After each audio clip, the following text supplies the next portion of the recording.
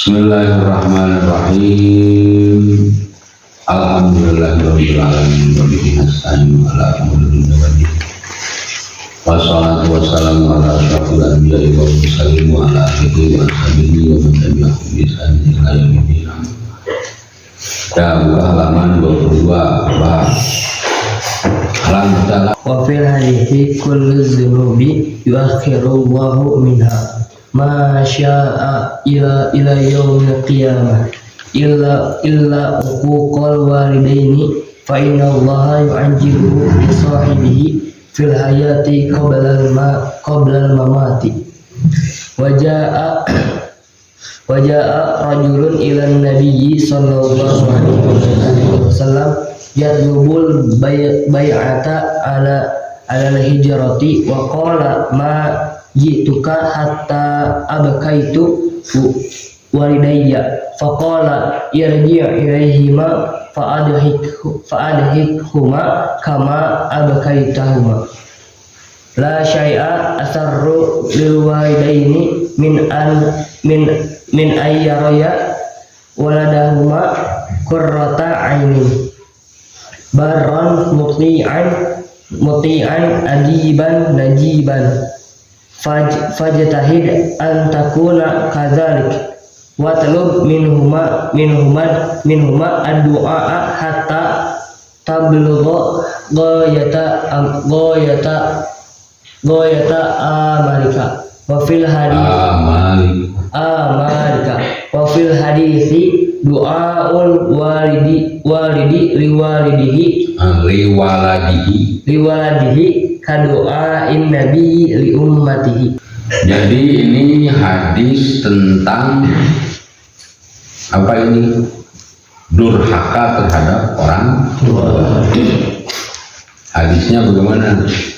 Kullu dzunubi yuakhirullahu minha ma syaa ila yaumil qiyamati illa uquqal walidaini.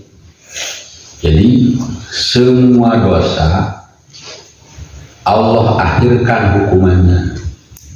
Jadi hukuman dosa di dunia itu diakhirkan. Kalau ada orang berbuat dosa, hukumannya apa? Diakhirkan sampai nanti hari kiamat. Illa uquqal walidaini, kecuali dosa kepada kedua orang tua. Nah, fa inna allaha yu'ajjiluhu li sahibihi fil hayati qoblal mamati. Karena dosa kedua orang tua ini Allah balas langsung di alam dunia, disegerakan hukumannya. Jadi kalau ada orang durhaka kepada ibunya, durhaka kepada bapaknya, maka hukumannya ketika itu pula. Ketika itu pula itu apa? Ketika dia hidup di dunia, tidak mesti menunggu hari kiamat. Kalau ada orang durhaka kepada kedua orang tua, nah ini kita harus introspeksi diri di semuanya ini.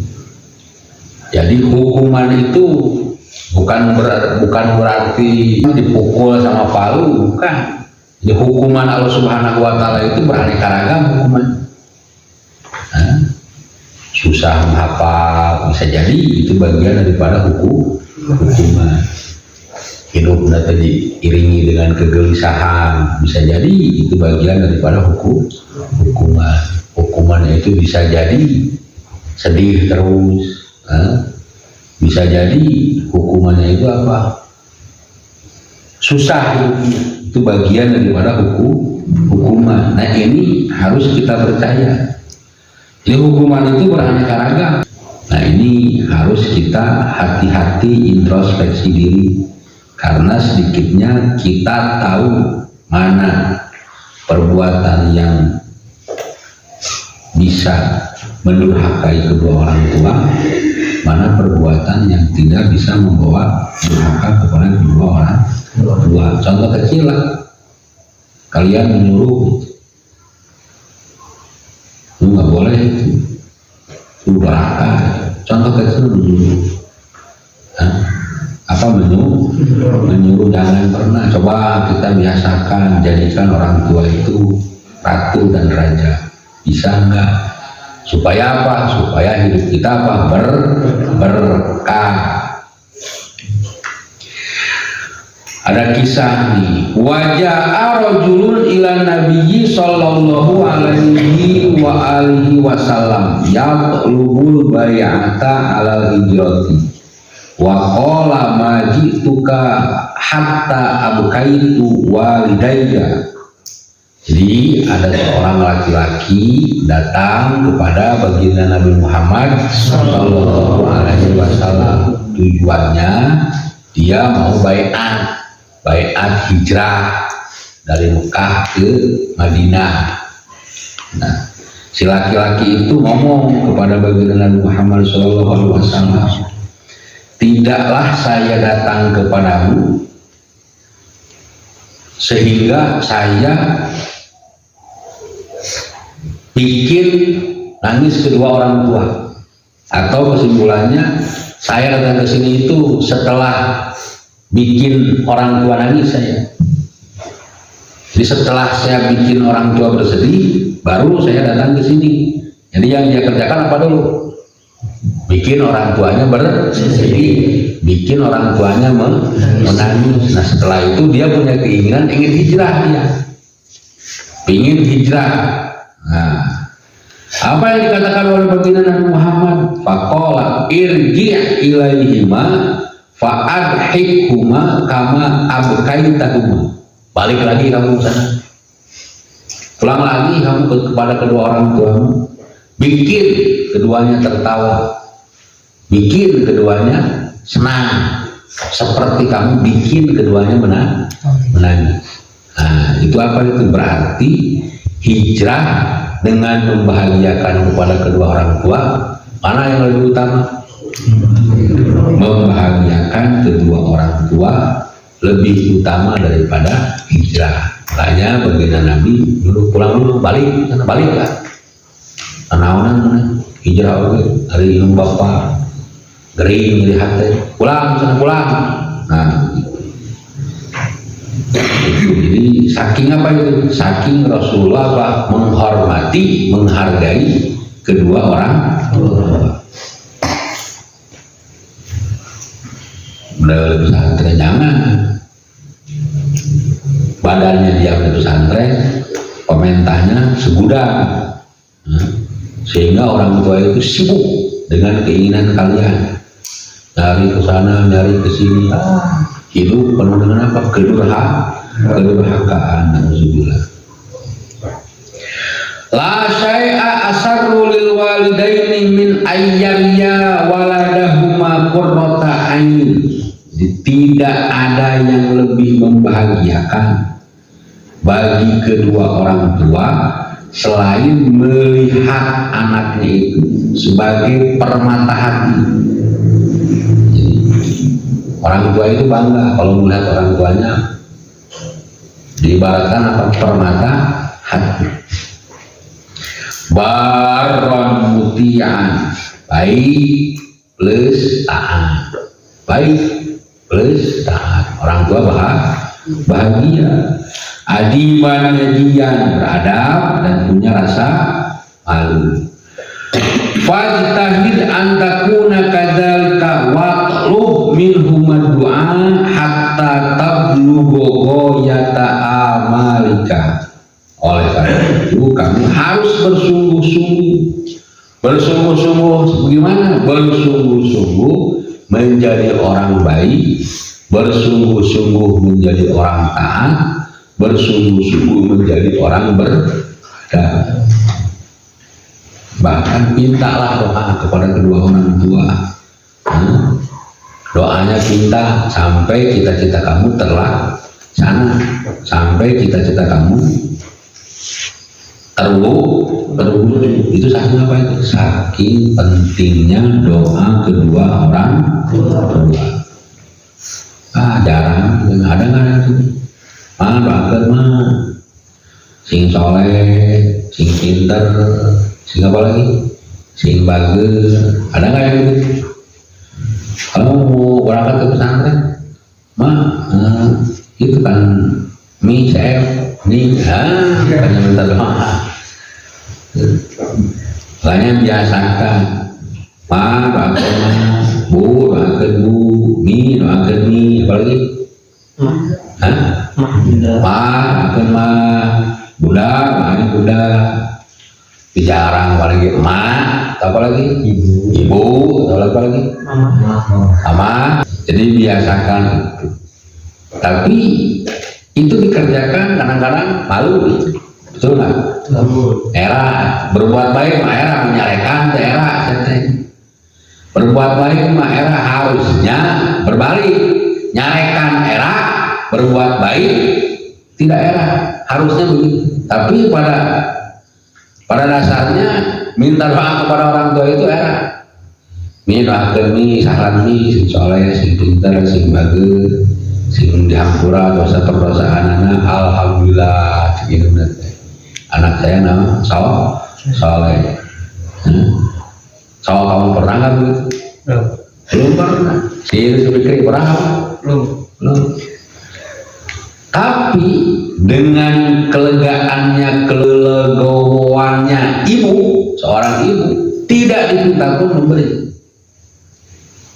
Tidak diminta pun apa memberi doa, berikan itu ada bisa doa kata ibu. Apalagi tidak diminta pun apa diberikan. Jadi bagusnya mah minta. Wafil hadis, lihat doa ul walidi li waladihi ka doa nabi li ummatihi. Ini ajib ini tengah. Doa ul walidi li waladihi ka doa nabi li ummatihi. Doanya orang tua terhadap anaknya seperti doa Nabi kepada umatnya. Doanya orang tua kepada anaknya seperti doa Nabi untuk umatnya. Doa Nabi, bayangkan, mustajab. Saking apa itu? Saking mustajabnya doa seorang tua diibaratkan seperti berdoanya seorang Nabi. Hanya perlu, atau nanti kalau kamu jadi orang tua, jadi posisinya kamu sudah menikah, punya anak, doakan anak setiap hari, doakan yang baik-baik, doakan yang soleh-soleh, doakan yang berkembang, jangan mendoakan yang sebaliknya. Siapa dasar udah gimana? Udah.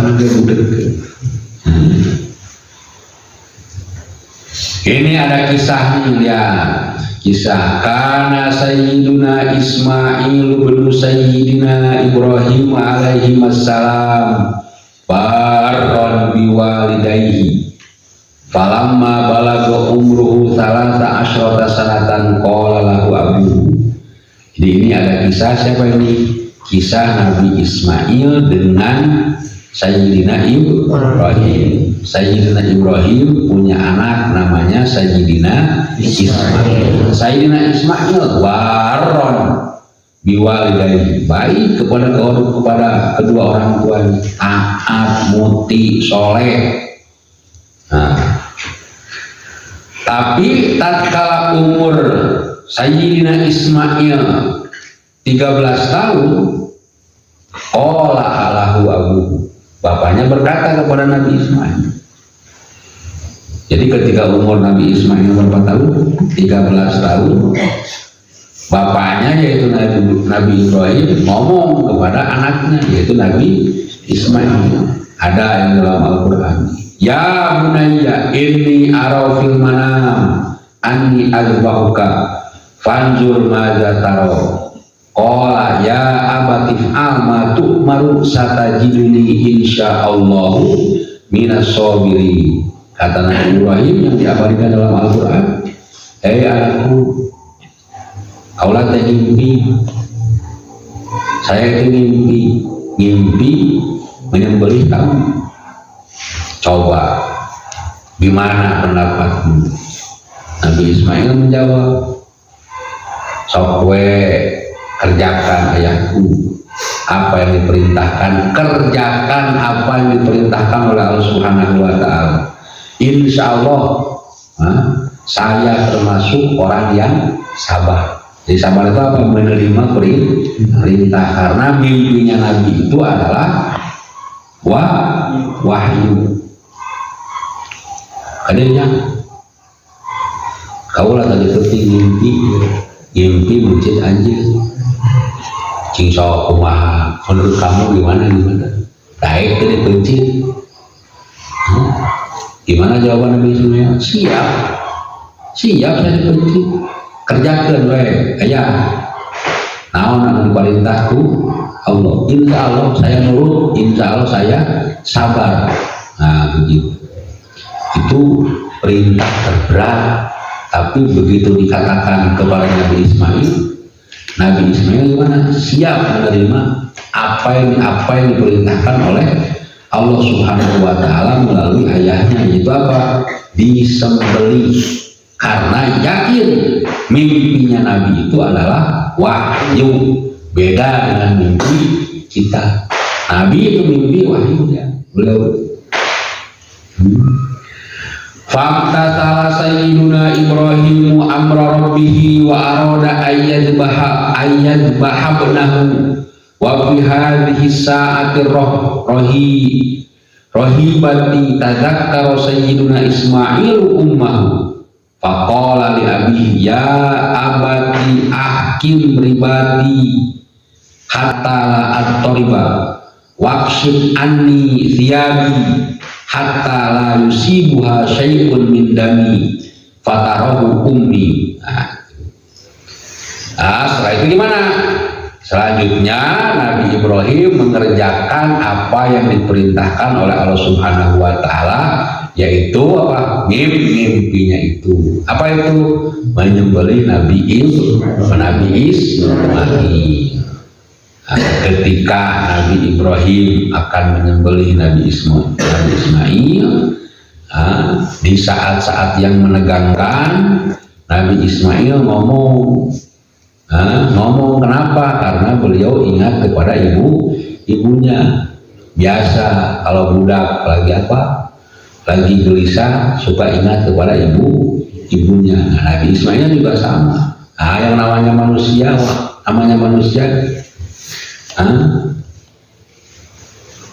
pasti yang namanya mau disembelih mah, tapi karena ini perintah harus diikuti. Faqala li abihi, maka berkata Nabi Ismail, ya abati ahkim ribati, sok bapak, sok ayah, kencangkeun eta ikatan, talina kuatkeun talina.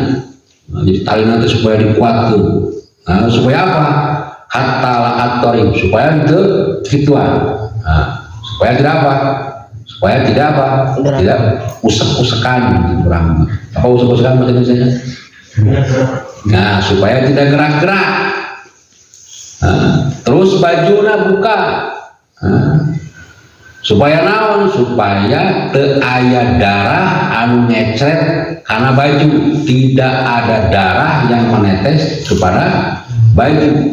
Kalau ada darah yang menetes terhadap bajunya, maka nanti akan terlihat oleh ibunya, maka ibunya akan sangat amat bersedih. Begitu kata Sayyidina Ismail. Sok aya kerjakeun. Terus waqro ala ummi assalam, terus sampaikan salam perpisahan. Wa in ro'aita antarudda komisi alaiha faf'al fa inna dzalika fihi tasliyatun liqalbiha wa dzikril liwalidiha. Kalau ayang pengen kembalikan baju ke ibu, sok balikan baju ke ibu, kembalikan baju ini kepada ibu. Karena apa? Bagian daripada penghibur hati dan sebagai pengingat terhadap anaknya, oh ini bajunya Nabi Ismail, penghibur.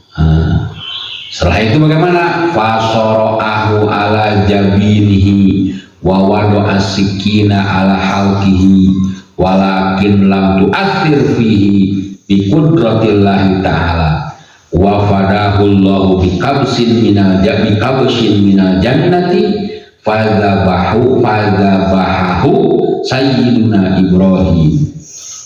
Jadi gitu ya. Jadi nggak penyembelihannya? Tidak jadi. Setelah Nabi Ibrahim membaringkan Nabi Ismail, terus menyimpan goloknya di atas lehernya, di sini. Terus Nabi Ibrahim menarik pisaunya itu, menarik goloknya itu dari atas ke bawah. Tapi apa yang terjadi? Allah Subhanahu wa Ta'ala mengganti Nabi Ismail dengan domba yang gede dari surga. Jadi yang disembelih oleh Nabi Ibrahim itu ternyata bukan Nabi Ismail, diganti dengan domba yang besar. Berarti ujian yang diberikan Allah kepada kedua orang yang soleh, ketiga orang yang soleh maksudnya, ayahnya Nabi Ibrahim, anaknya Nabi Ismail, plus dibarengi ibunya juga merelakan, anaknya juga sabar, bapaknya juga tegar atas penyembelihan anak. Tapi apa yang terjadi? Diganti dengan apa? Domba yang besar dari surga. Kita perintahnya sudah pasti, kita punya perintah. Apa perintahnya? Sholat. Kita diperintahkan sholat. Budaknya diperintahkan sholat, bapaknya diperintahkan sholat. Tinggal kita mengerjakannya. Diperintahkan puasa sekarang. Alhamdulillah semuanya lagi puasa, dan alhamdulillah puasa kita ini diisi dengan yang baik, lagi ngaji terus, betul nggak? Ngaji terus. Sampai cuma bayangkan lekatnya. Subuh ngaji tadarus, jam 6 sampai jam 7 sampai setengah 9 ada yang tadarus, ada yang tidur, biarkan itu. Jam 9 belajar lagi sampai jam berapa? Setengah 1 sholat berjamaah, ngaji lagi. Setelah ngaji apa? Tadarus lagi. Sebagian santri ada yang tadarus. Nah, itu adalah bagian daripada kegiatan pesantren. Baik kita berkegiatan yang baik. Fanzur ayyuhal waladul mahbub. Coba perhatikan katanya, hei anakku tercinta, kaifa birru sayyidina Ismaila wa sabruhu wa kaifa imtithalu sayyidina Ibrahim li amri rabbih wa thabatuhu fi hadzal bala'il mubin. Nah, kita berpikir sekarang tentang apa? Baktinya seorang anak, yaitu Nabi Ismail, dengan kesabarannya kepada ayahnya, menerima ridho, rela disembelih. Dan bagaimana seorang ayah yang tegar, yang bijaksana melaksanakan wahyunya, juga apa? Melaksanakan penyembelihan. Dan itu adalah bagian daripada ujian yang sangat besar. Tapi Nabi Ibrahim, Nabi Ismail rela mengerjakannya. Tapi diganti dengan apa itu? Diganti dengan domba besar. Kita diuji apa? Pesantren. Maka pilihan kita apa? Kita ini punya pilihan, pengen jadi orang baik, berbakti kepada kedua orang tua, pengen jadi orang tidak baik, berbuat jelek kepada kedua orang tua. Ini catatan yang tadi itu. Durhaka kepada kedua orang tua akan dihukum langsung oleh Allah Subhanahu wa Ta'ala. Hukuman itu beraneka ragam, tidak disolehkan oleh Allah Subhanahu wa Ta'ala.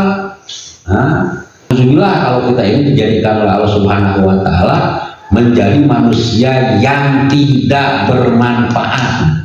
Alhamdulillah, itu mudah-mudahan kita semuanya dijadikan oleh Allah Subhanahu wa taala jadi anak yang berbakti, jadi anak yang soleh, jadi anak yang mau menerima nasihat kedua orang tua, sehingga kita semuanya betah tinggal di pesantren, bagian daripada membahagiakan kedua orang tua. Membahagiakan kedua orang tua pahalanya gede luar biasa. Itu pun kalau kita butuh doa dari orang tua. Kalau tidak butuh terserah. Kalau tidak butuh terserah. Tapi kita mah diusahakan butuh lah. Apa itu butuh. Apalagi yang orang tuanya masih ada. Pintar kalau kedua orang tua. Yang bapaknya masih ada, pintar. Yang ibunya masih ada, pintar. Yang sudah tidak ada sebelah, tidak ada dua-duanya, doakan. Makanya berbahagia bagi orang yang masih punya orang tua. Bahagia. Coba tanyakan kepada yang teman-teman yang lain yang ibunya sudah tidak ada, bapaknya yang sudah tidak ada. Tidak ada yang mendoakan lagi. Sedangkan hadis yang tadi bagaimana? Doaul walidi liwaladihi kadu'ain nabiyyi li ummatihi. Yang sudah tidak ada berarti tidak memiliki itu. Yang masih ada pakai kesempatan itu. Doakeun doakeun bu doakeun bun doakeun bun. Doakan yang soleh, yang pintar, yang rajin, yang beunghar. Sok jang kumaha dinoakeun. Alhamdulillah ya. Beli motor mobil Alhamdulillah, mudah-mudahan kita semuanya menjadi anak yang soleh. Amin. Alhamdulillah. Wassalamualaikum warahmatullahi wabarakatuh.